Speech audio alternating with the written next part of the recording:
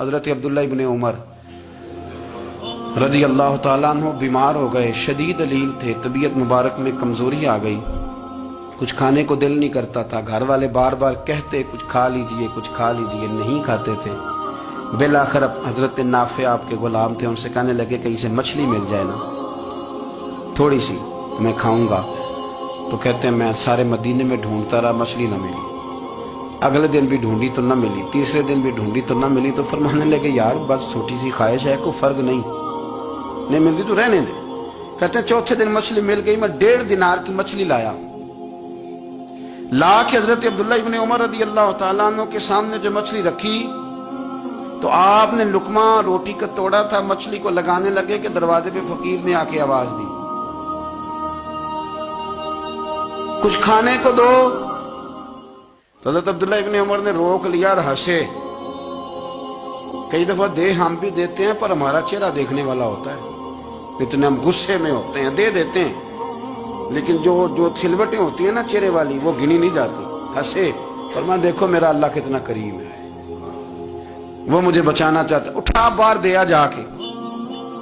تو خادم اب حکم کا پابند تھا، وہ لیت اللہ تو کر نہیں سکتا تھا، وہ گیا اور جا کے دے آیا۔ فقیر جب سارے محلے سے آٹا اکٹھا کر لیتے ہیں تو پھر ایک جگہ جا کے بیچتے بھی ہیں۔ دے آیا، وہ 2 گلیاں آگے گزرا تو میں پیچھے دوڑا گیا، میں نے کہا سچ بتا کھانی ہے کہ بیچنی ہے؟ وہ کہنے لگا جو بھی سبب لگ جائے کر جاؤں گا، آپ نے دے جو دی ہے۔ تو کہتے ہیں میں نے اسے کہا کہ یہ 1.5 دینار کی میں نے خریدی تھی، اگر تو 2 دینار کی مجھے بیچ دے تو آج کل مچھلی مدینے میں مل نہیں رہی، تو میں اپنے آقا کو دے دوں گا، وہ یہی کھائیں گے، بیمار ہیں۔ تو کہنے لگا جی بسم اللہ، مجھے کیا اعتراض ہے، 2 دینار مل رہے ہیں، 1.5 کی مچھلی، اور 1.5 کی بھی کسی نے نہیں خریدنی تھی، اب تو پک گئی۔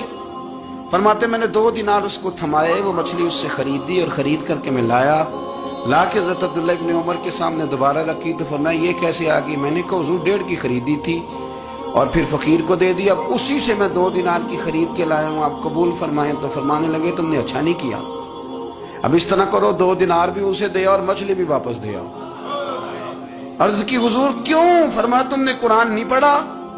حضور پڑھا ہے۔ فرمایا رب فرماتا ہے لن تنالوا البر حتی تنفقوا مما تحبون، تم بھلائی کو اس وقت پہنچو گے جب اپنی پیاری چیز راہ خدا میں خرچ کرو گے۔ امام غزالی نے لکھا ہے، فرمانے لگے دے آ۔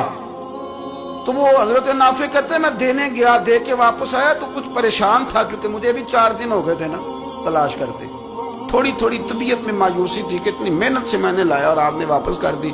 تو حضرت عبداللہ ابن عمر نے مجھے قریب بٹھایا، پھر مجھے تھپکی دی، فرمانے لگے پتر میں نے ویسے بھی کبھی جھوٹ نہیں بولا، اور آج کل تو میں ویسے ہی بیمار ہوں، ٹائم ہی نہیں، وقت ہی نہیں، موقع ہی نہیں جھوٹ بولنے کا۔ میں تجھے سچ بتاؤں، مجھے مچھلی کھا کے اتنا سکون نہیں ہونا تھا جتنی اللہ کے راستے میں خیرات کھا کے مجھے سکون ہوا۔ تو تجھے تو میری راحت سے غرض ہے نا کہ مجھے راحت کیسے ہوتی ہے، تو مجھے سکون ملا ہے راہ خدا میں دے، میں نفسانی خواہش پوری کر لیتا تو یہ میرا نفس کل پھر مجھ سے مچھلی مانگتا، پرسوں کہتا نہیں چھوٹے گوشت کی یخنی بھی چاہیے۔ ہم لوگ الجھ گئے ہیں، بہت بڑے قیدی ہیں اپنے آپ کے، بڑے قیدی، سارا دن اپنی خواہشات کی تکمیل میں بھاگے رہتے ہیں، بڑے بڑے سونے نوجوان۔ میں ان پہ تنقید نہیں کرتا، مجھے ان پہ ترس آتا ہے، جب میں رات کے اندھیروں میں انہیں ٹیلی فون لے کے چوکوں میں کھڑے دیکھتا ہوں تو مجھے رحم آتا ہے۔ میں کہتا ہوں دیکھو نفس کی خواہش کے پیچھے یہ کیا مثلا آخر کیا ہے اس میں؟ ایک عورت کے پیچھے تباہ کر لیا اپنے آپ کو، یعنی زیادہ سے یہ کوئی مقصود ہے؟